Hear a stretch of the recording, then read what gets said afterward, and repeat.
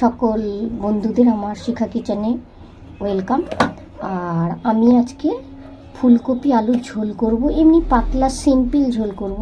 তো এর জন্য আমি এই ফুলকপিটাকে আমি নুন জলে প্রায় 15-20 মিনিট হলুদ জলে ভিজিয়ে রেখেছিলাম।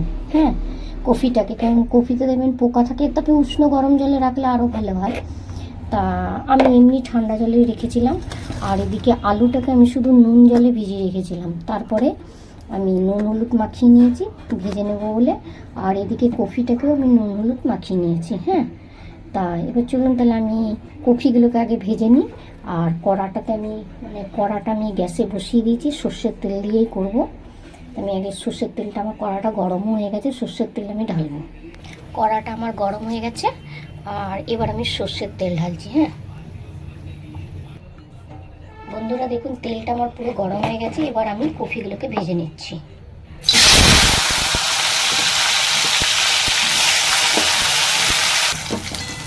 আমার কপিগুলো ভাজা হয়ে গেছে, এবার আমি তুলে নিচ্ছি। একটু লাল লাল করে ভেজেছি। বন্ধুরা, কপিগুলো আমি তুলে নিলাম ভেজে। এবার আমি এই তেলের মধ্যে জিরে দেব আর আলুগুলোকে ভেজে নেব। বন্ধুরা দেখুন, আমি জিরে দিয়ে দিলাম।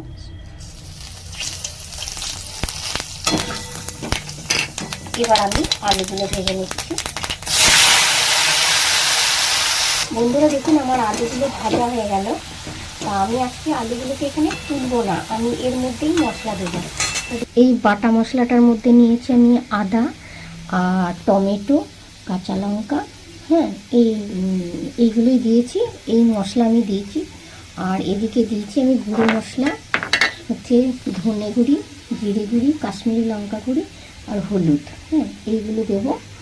আর আলুগুলো আমার ভাজা হয়ে গেছে, এবার আমি এই মশলাটা দিয়ে দিচ্ছি।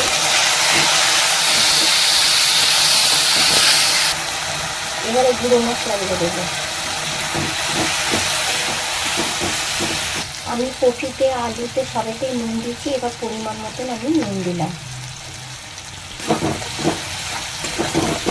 মশলাটা একদম সুন্দরভাবে কষে গেছে। এবার আমি এটার মধ্যে একটু দুধ দেবো, 1 কাপ দুধ দিয়েছি।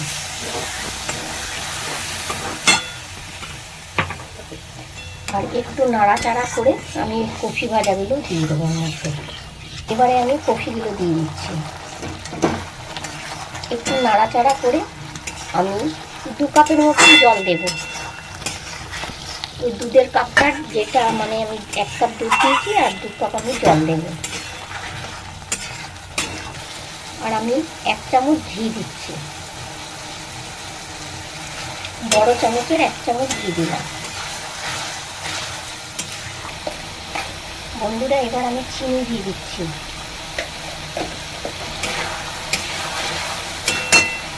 বন্ধুরা দেখুন, আমি 2 কাপ এই কফি হালকাতেই জলটা ঢেলে নিলাম। গরম জল কিন্তু এটা আমার, গরম জলটা দিয়ে দিলাম। আর 5 মিনিট ফোটাবো, নিয়ে আমি নামিয়ে দেবো। বন্ধুরা দেখুন, আমার কফির তরকারিটা, ঝোলটা আমার হয়ে গেল। একদম সিম্পলভাবে করেছি। তা আমার এই ঝোলটা যদি আপনাদের পছন্দ হয়ে থাকে, ভালো লেগে থাকে, তাহলে অবশ্যই লাইক, কমেন্ট, শেয়ার করবেন। আর নমস্কার, সকলে ভালো থাকবেন। টাটা, আবার পরের রেসিপিতে দেখা হবে।